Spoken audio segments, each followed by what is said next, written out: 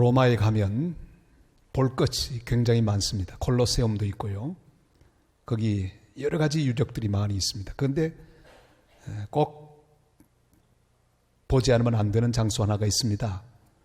성 라테라노 성당이라고 있습니다.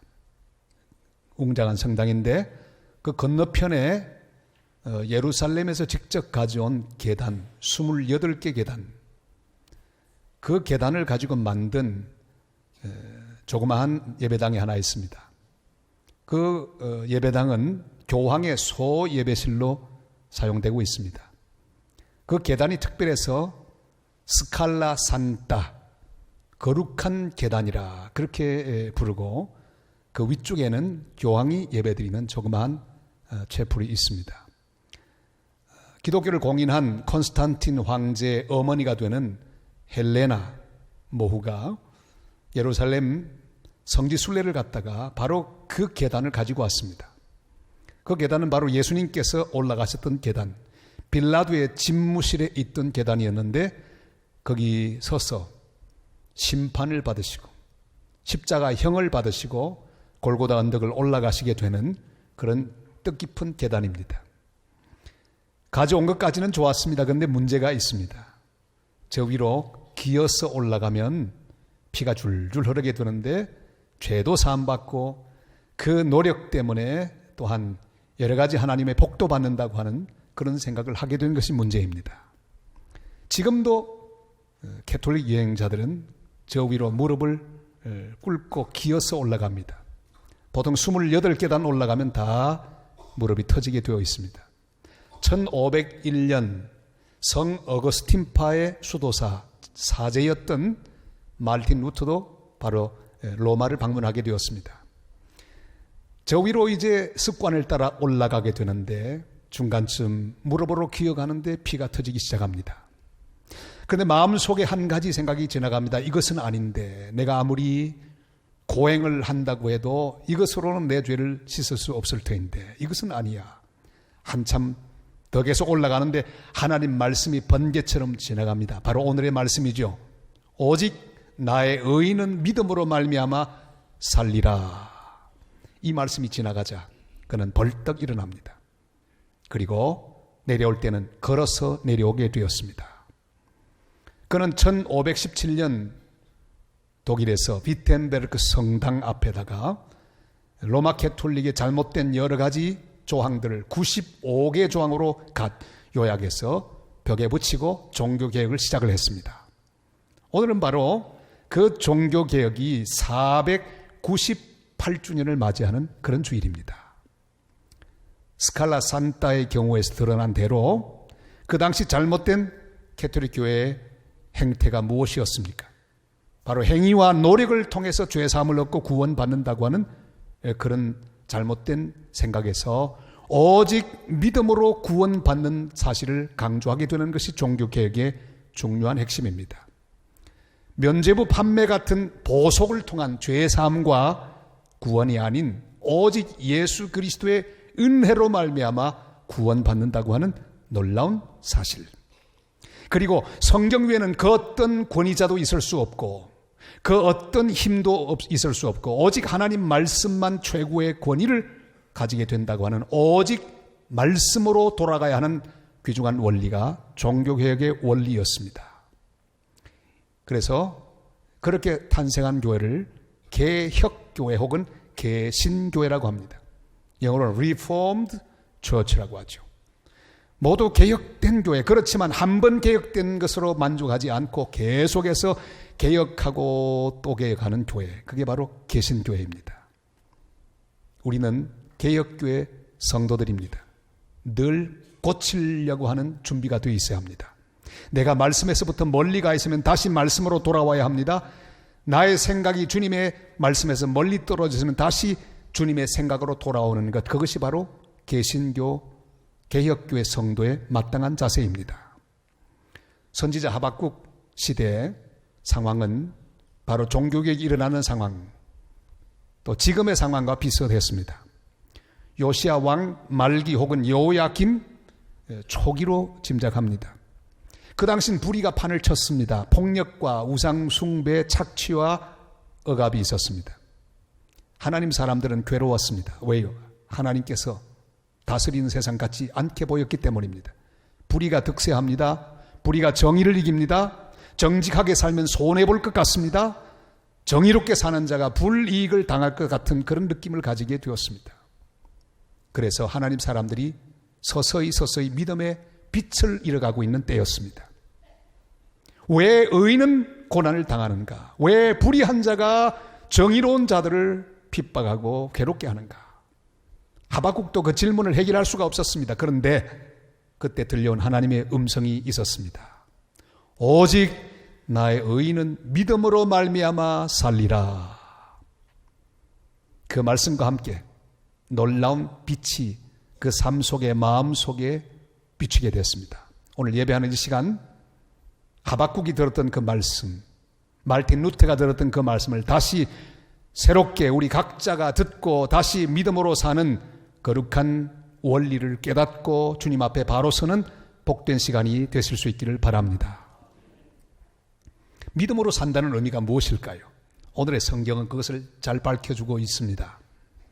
믿음으로 산다는 것은 세상의 다른 것에 기초를 두고 다른 것에 마음을 뺏기고 사는 게 아니라 하나님이 주시는 말씀, 하나님이 주시는 그 묵시에 집중하고 사는 것을 의미합니다.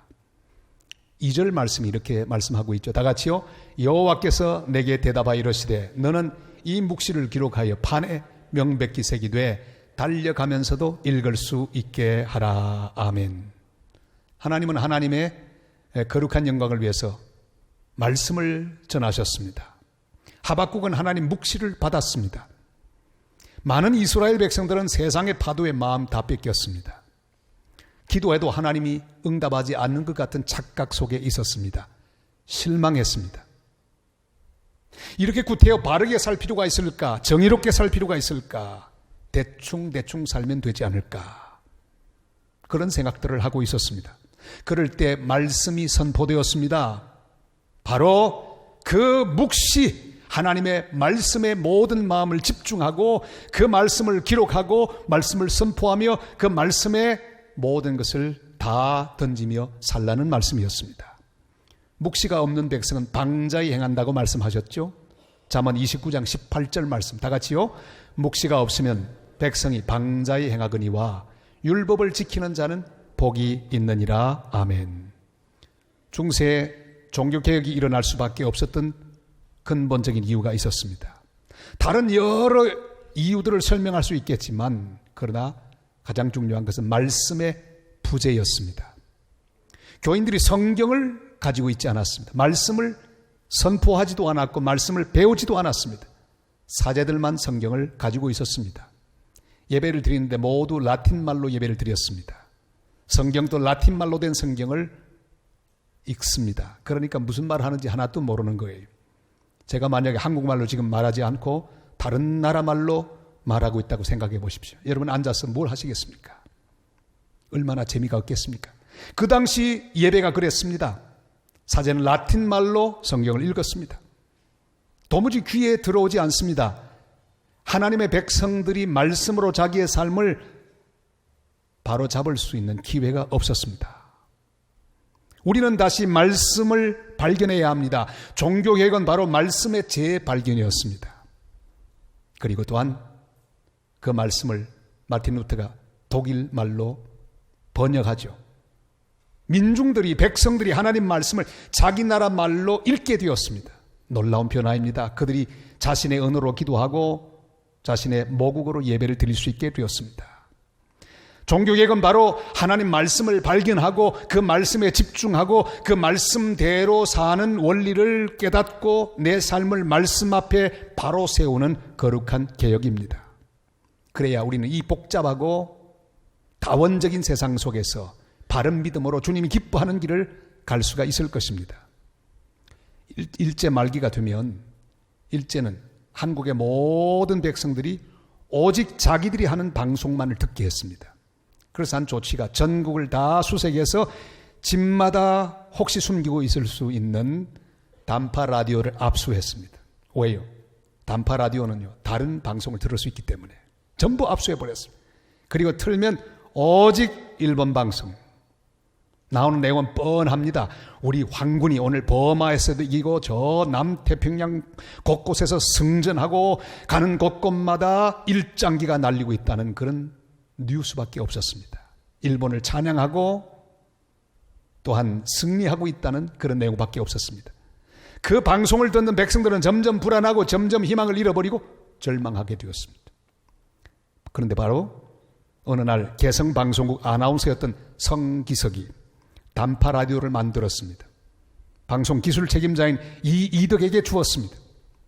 이덕은 밤에 집으로 돌아갔어. 이 단파 라디오를 이렇게 조작하면서 다이얼을 맞추기 시작하자 어느 순간에 갑자기 한국말이 들리기 시작했습니다. 1942년 8월부터 저 샌프란시스코에서 방송되기 시작한 미국의 소리 방송, 한국말로 방송되는 소리를 듣게 되었습니다. 30분 동안 계속되었는데 그 소리를 들어보니 황군이 이기는 게 아니라 연합군이 이기고 있고 이제 곧 대승리가 눈앞에 다가오고 있고 바로 황군은 패전하고 있다는 그런 진짜 소식을 듣게 되었습니다. 기쁨이 환해졌습니다. 그리고 이덕은 이 단파 라디오를 다른 사람에게 전달해 줍니다. 이 소식을 계속 전합니다. 그리고 사람들마다 비밀리에 단파 라디오를 준비하고 그 방송을 계속 듣습니다. 일파만파로 여러 한국의 사람들이 이 방송을 듣게 되었습니다. 일제가 가만히 있지 않았습니다. 금속에 들어갔습니다. 무려 200명을 구속했습니다. 그 사건이 바로 유명한 단파 방송 수신 사건입니다. 아나운서들도 방송국에 들어가서 단파 방송을 듣습니다. 여러분, 믿음으로 산다는 것은 바로 하늘 방송을 듣고 그 방송에 집중하고 사는 것입니다. 오늘 우리는 하늘 방송국에 왔습니다. 하나님께서 이 세상에서 듣지 못하는 하늘의 말씀으로 우리를 먹이시고 우리에게 소망을 주고 계십니다. 사탄은 이 땅에 살고 있는 하나님의 백성 한 사람 한 사람이 하나님 방송을 듣지 못하도록 자기들의 방송만 듣게 하려고 불안과 저주, 더 모든 폭력, 잘못된 모든 가치관들, 이런 모든 것들을 계속 듣고 불안하고 걱정, 염려하고 절망하도록 하는 방송만을 계속 우리로 하여금 듣게 합니다. 그러나 성령은 오늘 우리를 부르시어 하늘나라 방송을 듣게 하고 계십니다. 여러분, 믿음으로 산다는 건 무엇입니까? 하늘나라 방송만 듣는 것입니다. 하나님의 말씀에만 귀를 기울이고 거기에 집중하는 것입니다. 사랑하는 여러분, 주님은 교회를 통하여 하늘의 방송을 듣게 하십니다. 희망이 선포되고 사랑이 선포되고 화해가 선포되고 용서가 선포되고 있습니다. 오직 말씀에만 초점을 맞추고 살아가는 하나님의 사람들이 되시기를 바랍니다. 말씀이 아니라고 하면 아닌 겁니다. 그런데 말씀이 아니라고 하는데 세상은 자꾸 맞다고 하는 것이 얼마나 많이 있습니까? 여러분, 하나님 말씀은 동성결혼이 절대 이루어지면 안 된다고 말씀합니다. 그런데 세상은 저 미국마저도 대통령이 분명히 취임할 때 성경 위에 손을 얹었는데 이 말씀은 무시해버리고 동성결혼을 통과시켜버렸어요. 하나님 말씀이 아니라고 하는 것을 맞다고 하는 이런 세상에 우리가 살고 있습니다. 하나님 말씀은 죄라고 하는데 세상 방송은 그것이 문화요 경향이라고 말합니다. 우리는 오직 성경의 말씀대로 판단해야 합니다. 성경이 불이라고 말하는 건 다 불입니다. 성경이 나를 향해 희망이 있다고 말하면 희망이 있는 겁니다. 절망의 구덩이 속에 있어도 하나님 말씀에 귀를 맞추고 내 눈을 집중해서 소망을 발견하고 새 용기와 희망을 발견하는 복된 말씀의 사람들이 되시기를 바랍니다. 말씀이 나의 유일한 잣대가 되어야 합니다. 성경의 묵시에 집중하여 모든 것을 고치고 바꾸는 것, 이것이 개혁입니다. 여러분, 너무나 다원적인 세상에 살고 있습니다. 믿음도 다원주의 믿음이 판을 치는 세상이 되었습니다. 그러나 우리는 오직 십자가에 달린 예수 그리스도, 그분의 말씀인 성경만을 붙들고 성경이 말씀하는 방향으로 가고 성경이 우리에게 주시는 그 말씀의 기치를 잡고 그 말씀이 아니라고 하는 것은 우리도 아니라고 하고 그 말씀이 하라고 하는 것 순종하는 말씀의 사람으로 날마다 살아가는 복된 교회, 복된 성도들 다 되시기를 주님의 이름으로 축원합니다.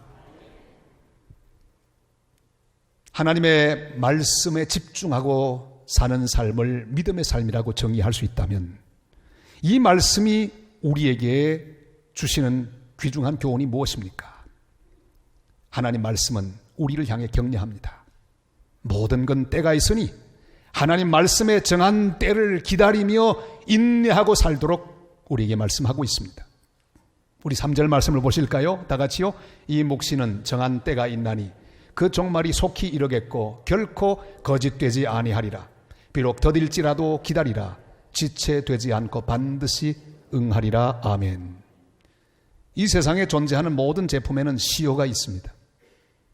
여러분 집에 있는 서랍 속에 있는 오래된 약들 아무리 겉으로 멀쩡해도 시효, 유효기간을 보시고 가차없이 쓰레기통에 버리시길 바랍니다. 자꾸만 그런 약을 먹으면 몸에 탈이 나요. 냉장 속에 있는 식품들 유효기간 끝난 것은 과감하게 쓰레기통에 버리시기를 바랍니다. 자꾸 모아두시면 결국 내 건강을 해칩니다. 모든 이 땅에 있는 음식과 모든 제품에 시효가 있듯이 이 땅에 존재하는 모든 악에도 시효가 있습니다. 영원하지 않습니다. 모든 세력에도 시효가 있습니다. 유효기간이 있습니다. 하나님이 그냥 두고 보는 것처럼 보이지만 다 그 때가 있습니다. 하나님이 잠깐 동안 허락하실 뿐입니다. 세상 나라 권세는 오래가지 못합니다. 아무리 거대한 세력으로 영원할 것 같은 나라도 그 한계가 있습니다. 믿음으로 산다는 것은 결국은 정의가 이기고 결국은 믿음으로 사는 사람이 이기고 결국은 어려운 사람들이 이긴다고 하는 것을 믿고 확신하고 사는 것입니다. 아무리 정직하게 살아서 손해보고 바로 살아서 불이익을 당한다고 하지만 그래도 하나님의 정한 때를 믿고 믿음으로 그 모든 것을 붙들며 하나님의 정한 때를 기다리며 살아가는 복된 하나님의 사람들이 되시기를 바랍니다. 주님의 정한 기간은 반드시 옵니다. 주님은 고난 가운데 있는 우리들에게 말씀하십니다. 시편 102편 13절 말씀 다 같이요.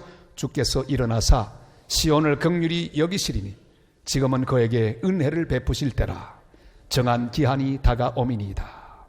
주님이 일어나셔서 하나님의 백성 한 사람 한 사람을 긍휼히 여기시고 또한 그에게 은혜를 베푸시고 바로 정한 시간이 정한 기간이 다가온다고 말씀하셨습니다. 사랑하는 성도는 그런 거로 이것을 믿고 주님의 정한 시간을 믿고 지금 이 순간 한 걸음도 뒤로 물러가지 말고 세상과 타협하지 말고 불의와 타협하지 말고 하나님 기뻐하는 그 자리에서 믿음으로 살아가서 오늘 또 한 사람의 말틴 루터로서 하나님 기뻐하는 방향으로 나아가는 거룩한 하나님의 사람들이 되시기를 바랍니다. 히브리 10장 35절로 38절이 말씀하죠. 다 같이요. 그러므로 너희 담대함을 버리지 말라. 이것이 큰 상을 얻게 하느니라. 너희에게 인내가 필요함은 너희가 하나님의 뜻을 행한 후에 약속하신 것을 받기 위함이라. 잠시 잠깐 오면 오실리가 오시리니 지체하지 아니하시리라. 나의 의인은 믿음으로 말미암아 살리라. 또한 뒤로 물러가면 내 마음이 그를 기뻐하지 아니하셨느니라. 아멘. 여러분 뒤로 물러가면 안 됩니다. 포기하면 안 됩니다. 타협하면 안 됩니다. 의인은 하나님의 시간을 믿고 주님이 준비하신 때를 기다리면서 믿음으로 뒤로 물러가지 않고 앞으로 나아가 기어이 하나님 뜻을 행하는 복된 믿음으로 날마다 승리하는 사람들입니다. 그런 의인으로 살아가게 되시기를 주님의 이름으로 축복합니다. 믿음으로 산다는 것, 하나님 말씀에 집중하고 사는 것을 의미합니다. 하나님의 뜻이 하나님의 때에 이루어지는 것을 믿고 기다리며 사는 것, 그게 믿음으로 사는 것입니다. 자, 그래서 결국은 우리가 궁극적으로 바라는 것이 무엇입니까? 의인이 궁극적으로 바라는 것, 내가 잘 살게 되고 내가 편안해지고 그저 내 이름이 올라가는 것, 그것이 우리 궁극적인 목적이 아닙니다. 그것은 바로 물이 바다 덮음같이 여호와를 인정하는 것이 세상에 가득하게 되기를 바라는 것, 이것을 기다리고 바라보고 달려가는 것이 바로 믿음으로 사는 것의 의미가 될 것입니다. 하박국 2장 14절이 말씀하죠. 다 같이요. 이는 물이 바다를 덮음같이 여호와의 영광을 인정하는 것이 세상에 가득함이니라. 아멘. 이런 미래가 곧 오게 될 것입니다. 모든 열방이 예수 그리스도 앞에 무릎을 꿇고 모든 입들이 하나님을 경배하게 되는 미래가 올 것입니다. 여러분, 지금은 불의가 세상을 덮는 것처럼 보이고 전쟁과 미움이 세상을 덮는 것처럼 보이지만 결국은 하나님의 영광을 인정하는 것이 세상에 가득하게 될 것입니다.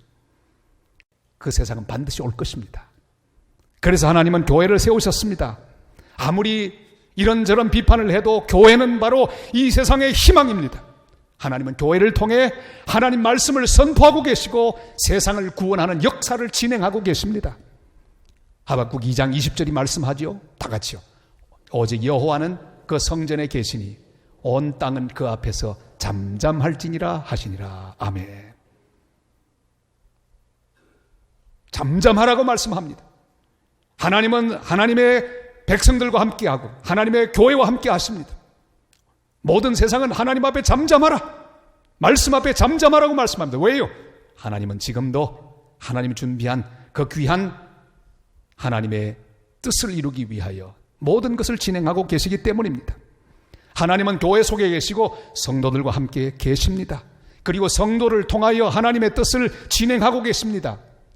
개혁자들의 정신을 이어받아 우리는 다시 본질로 돌아가야 합니다. 종교개혁의 가장 중요한 기치는 바로 이거 아닙니까?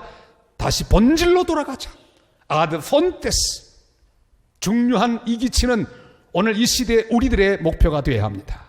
말씀으로 돌아가야 합니다. 하나님의 때를 바라보고 열방의 복음을 전하여 물이 바다 덮음같이 열방이 여호와를 인정하게 해야 합니다. 그래서 우리는 복음을 전해야 합니다. 땅끝까지 선교해야 합니다. 우리는 세상과 같은 방향으로 가지 말고 다시 개혁하여 역주행해야 합니다. 세상에 나가는 안일의 방향, 쾌락의 방향, 물질 만능의 방향으로 가지 말고 역주행하여 하나님이 기뻐하시는 본질로 돌아가야 합니다. 우리 각자가 이 세상이나 세상에 있는 것들을 사랑하지 말고 오직 하나님의 뜻을 행하는 쪽으로 역주행할 수 있기를 바랍니다. 요한일서 2장 15절로 17절이 말씀하죠. 다 같이요. 이 세상이나 세상에 있는 것들을 사랑하지 말라. 누구든지 세상을 사랑하면 아버지의 사랑이 그 안에 있지 아니하니 이는 세상에 있는 모든 것이 욕심의 정욕과 안목의 정욕과 이생의 자랑이니 다 아버지께로부터 온 것이 아니요 세상으로부터 온 것이라. 이 세상도 그 정욕도 지나가되 오직 하나님의 뜻을 행하는 자는 영원히 거하느니라. 아멘. 사랑하는 성도 여러분, 우리의 눈을 세상으로부터 말씀을 향해 돌리십시다. 말씀이 보여주시는 뜻대로 움직이기로 결심하십시다. 말씀이 하지 말라는 건 절대 하지 않기로 결심하십시다. 말씀이 하라고 하는 것은 그 어떤 순간에도 순종할 수 있는 결정을 하십시다. 하나님 교회를 통해 이루어 가실 귀한 일을 계속하십시다. 오늘 종교개혁 기념예배 믿음으로 사는 삶을 새로 시작하기로 결단하십시다. 말씀에 집중하여 주님이 시키는 복음 전파의 삶을 사십시다. 사람들이 여호와를 인정하고 주님 앞에 나올 수 있도록 그들에게 복음을 전하고 그들을 하나님 앞으로 초청해야 합니다. 세상과 함께 가는 우리의 모든 삶을 다시 본질로 돌아와 하나님 나라와 하나님 교회와 하나님 영광과 하나님의 선교를 위하여 살아가는 복된 성도, 복된 교회 되시기를 주님의 이름으로 축복합니다.